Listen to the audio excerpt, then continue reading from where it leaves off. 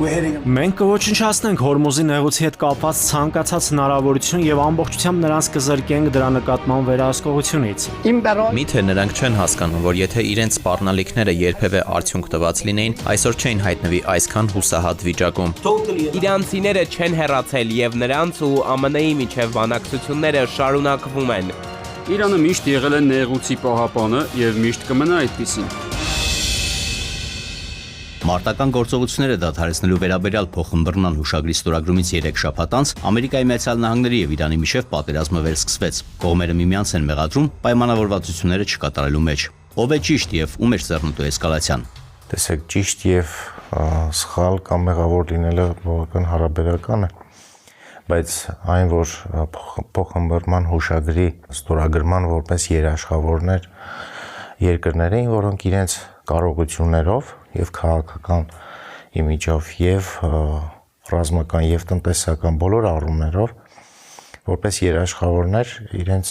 զսպող հնարավորությունները սահմանափակին, խոսքը վերաբերում է Պակիստանին կամ այլ տարածաշրջանային երկրների, համեմատությամբ Միացյալ Նահանգների եւ Իրանի Իսլամական Հանրապետության։ Ոստի այս պարագայում կողմերի դիրքորոշումները եւ Միացյալ Նահանգների եւ Իրանի եւ չպետք է անտեսենք նաև Իսրայելի, որը փոխըմբռնման հուշագրի ստորագրման սկզբնական պահից ի վեր, նույնիսկ առաջին հրադադարի հաստատումից ի վեր, գոհ չի եղել այդ ռազմաքաղաքական կարգավիճակով, այսինքն տարածաշրջանային։ Ուստի կողմերի դիրքորոշումները, խորքային նպատակները, քաղաքական, ռազմաքաղաքական, տնտեսական, անվտանգային բոլոր ենթադրում էին, որ կողմերը կարող են ինչ-որ մի հանգույցի հասնել, որտեղ չեն կարող այլևս պահպանել այդ հրադադարը, որքան էլ որ տարածաշրջանի երկրների համար այն ձեռնտու իրողություն չէ։ ԱՄՆ-ն հայտարարում է, թե հասցվող հարվածների նպատակը Իրանի Հորմուզի նեղուցում առևտրային նավերի վրա հարձակվելու կարողությունները նվազեցնելն է։ Այդուհանդերձ թիրախավորվում են նաև տրանսպորտային ենթակառուցվածքները։ Միացյալ Նահանգները փորձում է Իրանին նաև տնտեսական վնաս հասցնել, թե նպատակը այլ է։ Բացի տնտեսականից այնտեղ կա իհարկե ռազմավարական նշանակության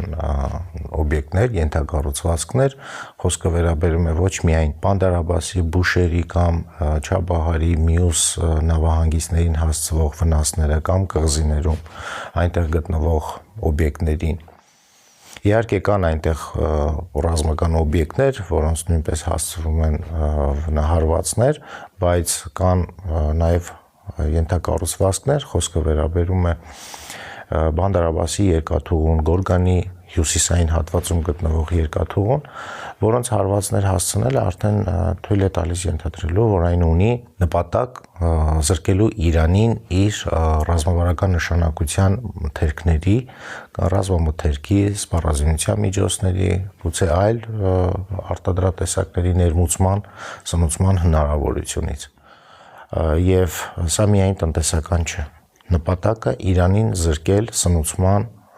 ռազմավարական սնուցման հնարավորություններից։ Որ դեպքում կողմերի միջև կայուն եւ երկարատև խաղաղություն կհաստատվի, որ կողմը, որ հարցում պետք է հետ քայլանի։ Երբ կողմերը հանգեն մի վերջնական համոզման, որ շարունակելն այլևս անիմաստ է եւ պետք է հաշվի նստեն միմյանց ուժերի, քաղաքական նպատակների, տնտեսական շահերի տարածաշրջանում հետ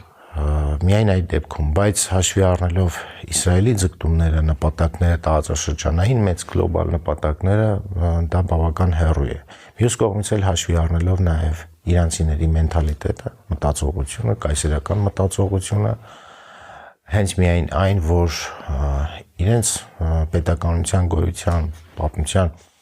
1000 տարուց ավել իրենք են եղել տարածաշրջանում գերտերություն կամ աշխարհաքաղաքական բևեռ տարածաշրջանում կամ համաշխարհային տերություն առանձին ժամանակահատվածներում, ապա այդպիսի երկրին, նման ժողովրդին համոզել, որ պետք է ենթարկվի ինչ-որ աշխարհաքաղաքական ճնշումների կամ այլ ուժային կենտրոնների հնազանդ երկիր դառնա, մի քիչ բավական բարդ։ Տարածաշրջանի, որ երկրներն են տնտեսապես տուժում ԱՄՆ-ի եւ Իրանի միջև հակամարտության կարգավորման ձգձգումից, ինչպես է հարևան երկրում պատերազմն անդրադառնում Հայաստանի վրա։ Բնականաբար Հայաստանը գտնվելով Իրանի հարևանությամբ ի թիվս մյուս երկրների նույնպես կրում է բավական ազդեցիկ տնտեսական վնասներ։ Խոսքը վերաբերում է Իրանի տարածքով բեռնափոխադրումներին եւ տարանցումներին։ Խոսքը միայն իրանական նավահանգիստներին չի առնչվում, այն բեռնատեսակները, որոնք գալիս էին Միացյալ Էմիրություններ եւ Միացյալ Էմիրությունները հանդիսանալով որպես տարածաշրջանում արդյունաբերական հաբ, այնտեղից Իրանի տարածքով փոխադրվում էին դեպի Հայաստան, Հարավային Կովկաս, դեպի Ռուսաստան, դեպի Կենտրոնական Ասիայի երկրներ, այն երկրները, որոնք կապված են Իրանի ենթակառուցվածքների հետ կամ որոշակի կախվածություն ունեն, բնականաբար այս իմաստով դուժելու են։ Որոշ արտադրատեսակների, որոնք Իրանի տարածքից արտահանվում էին, այդ թվում նաև Հայաստան, առաջին հերթին այստեղ կուզեի ուշադրություն հրավիրել շինանյութերի, նավթաքիմիական արտադրատեսակների պատերազմի հետևանքով Իրանում առաջանում է բավական լուրջ մեծ պահանջարկ վերակառուցման, վերականգնողական ծրագրերի իրականացման կամ ճգնաժամային իրավիճակներում կառավարման մի շարք նպատակներ քաղաքականություն իրականացնելու համար որոշ արտադրատեսակների արտահանում սահմանափակվում են այդ երկրից, ինչն էլ բնականաբար ազդում է նաև մեզ վրա, մեր տնտեսության վրա։ ԱՄՆ-ի եւ Իրանի միջև լարվածության պահպանումը կարող է ազդեցություն ունենալ TRIP նախագծի իրագործման վրա։ Իրանի բարձրաստիճան եւ կրոնաքաղաքական եւ ռազմաքաղաքական իշխանության ներկայացուցիչների դիրքորոշումը շարունակաբար եղել է։ Ինչ վերաբերում է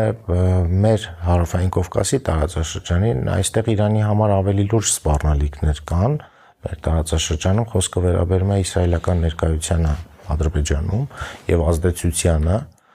սա ավելի մեծ լուրջ սպառնալիք է, քան հայ-ամերիկյան տնտեսական հարաբերությունները։ Եթե զուտ տնտեսական ներկայության մասին է խոսքը, ապա դա այլ բան է։ Զուտ ենթակառուցվածքների տնտեսական ներկայության, ներդրումային ծրագրերի եւ այլն, բայց եթե դրանք անվտանգային ռիսկեր իրենց մեջ պետք է պարունակեն հարևան ինչ-որ երկրի համար, այն էլ մեզ հետ բարեկամական հարաբերություններ ունեցող, բարեդրացիական հարաբերություններ ունեցող երկրի Իրանի հետ, ապա միանշանակ իրանական դիրքորոշումը այս հարցում չի տարբերվի, ինչպես որ արաբական երկրներում, բայց փաստ է, որ մենք այն նույն կարգավիճակում չենք, ինչ որ արաբական երկրներ էին, որոնք ունեին իրենց տարածքում Միացյալ Նահանգների ռազմաբազաներ, պետք է կարողանանք այնպիսի քաղաքական քննարկումներ ունենալ, որ